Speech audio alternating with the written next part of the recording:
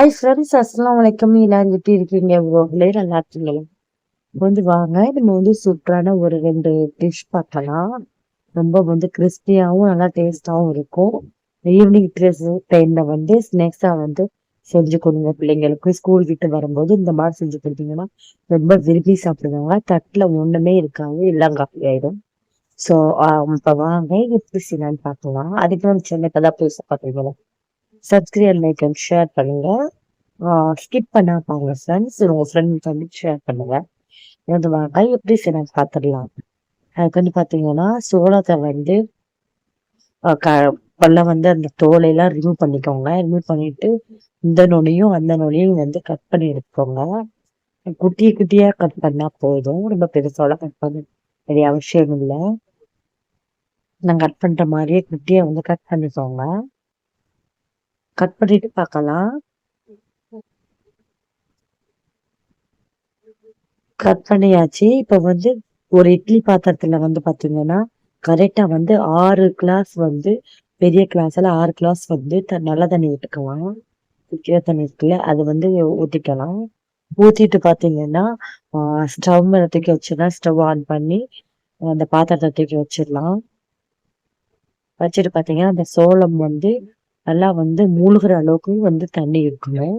சோளத்தை உள்ளக்க வச்சுட்டு பாத்தீங்கன்னா ஒரு அரை டீஸ்பூன் சால்ட்டு சேர்த்துக்கலாம். இது சின்ன ஸ்பூனு, ஸோ அதனாலதான் கொஞ்சம் அதிகமா சேர்த்துருக்கேன். ரொம்ப ஸ்பூன் பெரிய ஸ்பூனாக தான் பாத்தீங்கன்னா ஒரு அரை டீஸ்பூன் சேர்த்துக்கோங்க. அதுக்கப்புறம் பாத்தீங்கன்னா சோளத்தை சேர்த்துட்டு அது பாத்தீங்கன்னா தட்டுலாம் போடக்கூடாது. மூடி போட்டு மூடி வச்சுக்கோங்க.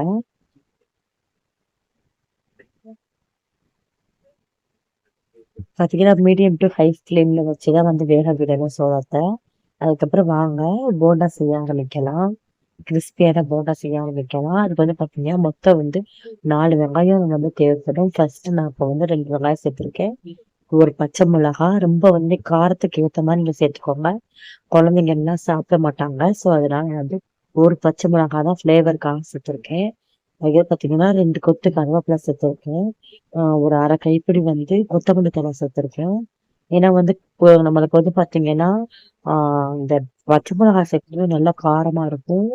குழந்தைங்க எல்லாம் இருந்தாங்கன்னா அதை ஸ்கிப் பண்ணிடுங்க. ஏன்னா குழந்தைங்க பாவம் அதை கடிப்படும் போது ரொம்ப காரமா இருக்கும். ஸோ அதனாலதான் சொல்றேன். அதை பாத்தீங்கன்னா தேவையான அளவு உப்பு சேர்த்துக்கோங்க. சேர்த்துட்டு 2 சின்ன கப்பால 2 கப்பு மைதா மாவு சேர்த்திருக்கேன்.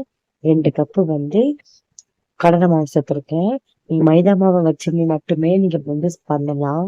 ஆனா நல்லா இருக்கும். பட் பாத்தீங்கன்னா ரொம்ப நல்லா இருக்கும். கடலை மாவு சேர்த்து பாருங்க. நான் ஏற்கனவே மைதா மாவை வச்சு மட்டும் பாத்தீங்கன்னா போண்டா எப்படி செய்யறதுன்னு சொல்லி போட்டிருக்கோம். அதை போய் செக் பண்ணி பாருங்க. அதுவும் ரொம்ப நல்லா இருக்கும். இதுவுமே ரொம்ப சூப்பரா இருக்கும், டேஸ்டா இருக்கும். இந்த மெத்தட்ல ஒரு நாள் ட்ரை பண்ணி பாருங்க. அதுக்கு பாத்தீங்கன்னா 4 வெங்காயம் சொல்லியிருந்தேன் இல்லையா, ஃபர்ஸ்ட் 2 வெங்காயம், அதுக்கப்புறம் இப்ப 2 வெங்காயம் சேர்த்துட்டு பாத்தீங்கன்னா 4 டேபிள் ஸ்பூன் எண்ணெயை நல்லா சூடு பண்ணி நல்லா அந்த சலசலப்பு தன்மை வரல, அந்த அளவுக்கு நல்லா சூடு பண்ணி இதை சேர்த்துக்கோங்க. எதுக்கு நம்ம எண்ணெய் சேர்க்கணும், அப்பதான் நம்மளுக்கு பாத்தீங்கன்னா நல்லா கருகருன்னு மொறுமொறுன்னு ரொம்ப நல்லா இருக்கும் போதா, அதுக்காக சேர்க்கிறது. அதுக்கப்புறம் பாத்தீங்கன்னா கொஞ்சம் கொஞ்சமா தண்ணி விட்டு நல்லா பிணைஞ்சு எடுத்துக்கலாம் போண்டா பழத்துல. எனக்கு பாத்தீங்கன்னா இந்த பெரிய கிளாஸ்னால ஒரு 3/4 கிளாஸ் கிட்ட தண்ணி தேவைப்பட்டுச்சு எனக்கு. அதுக்கப்புறம் பாத்தீங்கன்னா சோளம் வெந்துச்சான்னு பார்க்கறதுக்கு ஒரு கத்தியை ப்ரெஸ் பண்ணீங்கன்னா அது ப்ரெஸ் பண்ணி உள்ள போடுச்சுதான் வெந்துருச்சுன்னு அர்த்தம். இன்னும் எனக்கு வேகலை. ஸோ இன்னும் கொஞ்சம் நேரம் அப்படியே சிம்லையே கிடக்கட்டும். பாத்தீங்கன்னா கொஞ்சம் கொஞ்சமா எண்ணெய் விட்டு நல்லா பிணைஞ்சு எடுத்துக்கலாம். ஒரு போண்டா பதத்துக்கு எடுத்துக்கலாம். எங்க ஊர்ல எல்லாம் பாத்தீங்கன்னா ஃப்ரெண்ட்ஸ் இந்த போண்டா ரொம்ப ஃபேமஸ். கீழக்கரையில கேட்டு பாருங்க, ரொம்ப ரொம்ப ஃபேமஸ். அந்த போண்டா பாத்தீங்கன்னா நண்டுக்காய் போண்டான்னு சொல்லுவாங்க. அதுக்கப்புறம் பாத்தீங்கன்னா இந்த மாதிரி போண்டா போண்டா பதத்துக்கு போட்டு நல்லா கோல்டன் ப்ரௌன் ஆகட்டும். அது வரைக்கும் ஸ்டவ்ல கிடக்கட்டும். இது பாத்தீங்கன்னா எங்க ஊர்ல ரொம்ப ரொம்ப ஃபேமஸ்ன்னு சொல்லியிருக்கேன் இல்லையா, இதுக்கு பேர் வந்து பாத்தீங்கன்னா சில ஊர்ல வந்து வெங்காய போண்டாம்பாங்க. ஆனா எங்க ஊர்ல வந்துட்டு பாத்தீங்கன்னா நண்டுக்கால் போண்டா அப்படின்னு சொல்லுவோம். நண்டுக்கால் வந்து இங்கிட்ட அங்கிட்ட நண்டுக்கால் இருக்கும் பார்த்தீங்களா? 6 ஆஹ் இங்கிட்ட அங்கிட்ட இருக்கும். அதனால அந்த போண்டாக்கு வந்து பாத்தீங்கன்னா வெங்காய போண்டாங்கிறதுனால இங்கிட்ட அங்கிட்ட குத்துற மாதிரி இங்கிட்ட அங்கிட்ட இருக்கும். நீட்டிக்கிட்டு நீட்டிக்கிட்டு இருக்கும் வெங்காயம். ஸோ அதனாலதான் வந்து நண்டுக்கால் போண்டான்னு சொல்லி பேர் வந்துச்சு. அதுக்கு பேர் வந்துச்சு. அதுக்குதான் எங்க ஊர்ல நண்டுக்கால் போண்டாம்பாங்க. ரொம்ப ஃபேமஸ். ரொம்ப நல்லா இருக்கும். டீ டைம்ல வச்சு சாப்பிடும்போது ரொம்ப டேஸ்டா இருக்கும். பாருங்க நல்லா புரிஞ்சுக்கிட்டு இருக்கு. நல்லா வந்து வேகட்டும். வெந்தோடனே நம்ம வந்து பார்க்கலாம். இதுக்கு வந்து பாத்தீங்கன்னா ஒரு டிப்ஸ் ஒண்ணு சொல்றேன்னு சொல்லுங்க. இந்த போண்டா வந்து செய்யும்போது நம்ம வந்து எக்காரணத்தை கொண்டு சோடாப்பு வந்து நம்ம வந்து சேர்த்துக்கூடாது. சோடாப்பு தான் என்னன்னா ஆப்பச்சோடான்னு சொல்லுவாங்க. சமையல் சோடா ஆப்பச்சோடான்னு சொல்லுவாங்க. அதுதான்.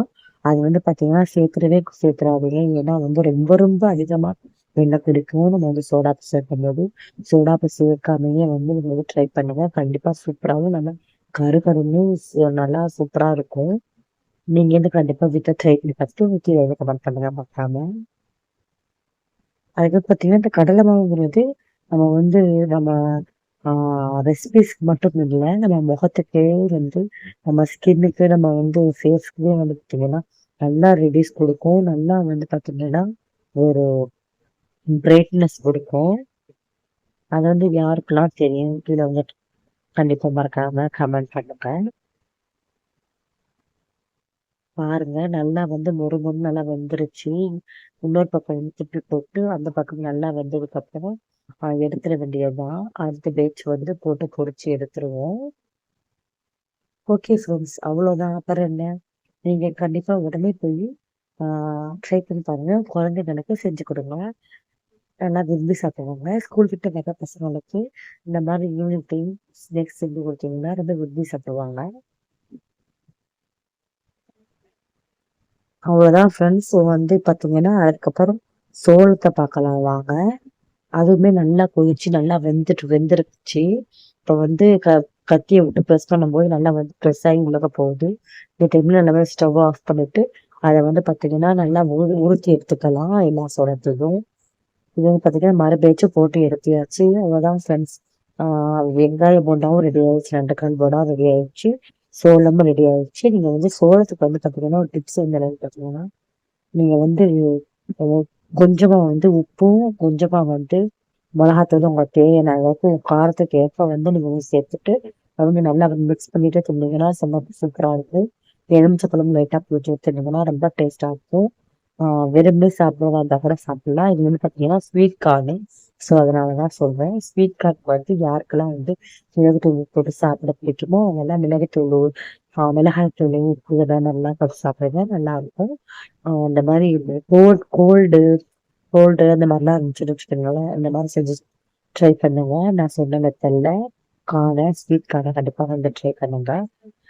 கண்டிப்பா வந்து இந்த வெங்காய போண்டாவும் வீட்டுல கண்டிப்பா ட்ரை பண்ணி பாருங்க ஃப்ரெண்ட்ஸ். ரொம்ப பிடிக்கும். பிடிச்சிருந்தா லைக் பண்ணுங்க, ஷேர் பண்ணுங்க அண்ட் கமெண்ட் பண்ணுங்க கண்டிப்பா மறக்காம. அதுக்கப்புறம் வந்து பாத்தீங்கன்னா சோளமும் வந்து பாத்தீங்கன்னா சேவ் பண்றதுக்கு ரெடி ஆயிடுச்சு. ஓகே ஃப்ரெண்ட்ஸ், இந்த வீடியோ பிடிச்சிருந்தா லைக் பண்ணுங்க, சப்ஸ்கிரைப் பண்ணுங்க, ஷேர் பண்ணுங்க. மறந்துடாம கமெண்ட் பண்ணுங்க, ஒரு லைக் பண்ணுங்க, தட்டி விட்டுருங்க. Okay friends, bye. Thanks for வாட்சிங்.